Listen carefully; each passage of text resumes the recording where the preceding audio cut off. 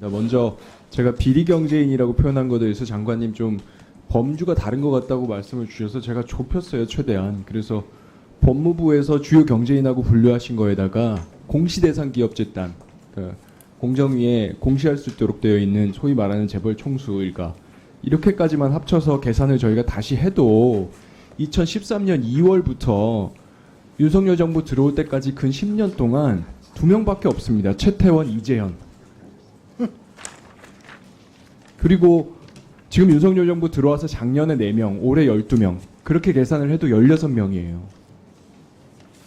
제가 드리는 말씀은 분명히 이 사면권 행사와 관련돼서 비리경제인들에 대해서는 자제하는 우리가 헌법적 관행을 두 번의 정부를 바꿔오면서 만들어 오고 있었단 이야기입니다.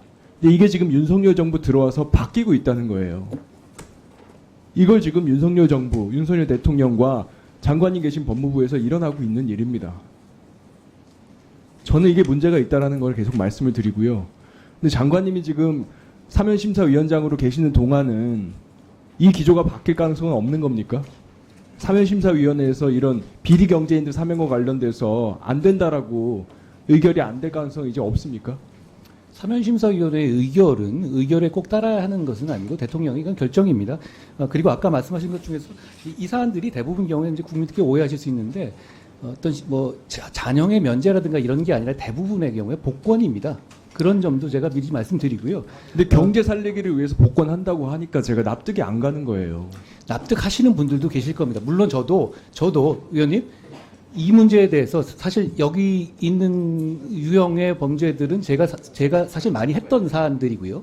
그 부분에 대해서 문제의식을 충분히 갖고 있습니다. 어떻게 보면 제가 위원님하고 더 생각이 비슷할지도 모르겠는데요. 다만 이 사면권을 행사하는 사법적인 자격은 아니기 때문에 여러 가지 종합적인 고려를 해서 사면권자가 판단하는 것. 그러니까 이 사면이 경제사익에 도움이 된다고 판단하는 분들도 분명히 계시거든요. 그리고 이걸 반기는 분들도 계시고요. 그렇지 않은 분들도 분명히 계실 겁니다. 사면이라는 것이 여러 가지 양면적인 그 본질을 갖고 있기 때문에 그런 점을 고려해서 대통령께서 정하신 사면을 행사하신 제가 거라고 참고로만 말씀드리면 2007년도에 사면심사위원회를 사면법 개정해서 도입할 때는 분명히 대통령의 사면권을 통제하기 위해서 법무부 장관한테 사면심사위원장 권한을 주는 것으로 국회에서 법을 만든 겁니다. 그건 분명히 말씀을 드리고요. 실제로 그렇게 운영되지는 않았죠. 알고 계시다시피. 제가 말씀드렸듯이 의결이 안 된 경우들도 있었습니다. 그리고 장관님한테도 제가 그걸 촉구를 하는 거고요. 다시 말씀드리는데 그러면 최소한 그러면 이 보도자료, 브리핑 자료는 법무부에서 나가는 거잖아요. 여기에 서민경제 살린다 이런 이야기는 저는 빼야 된다고 생각합니다. 저는 이견이 많아요.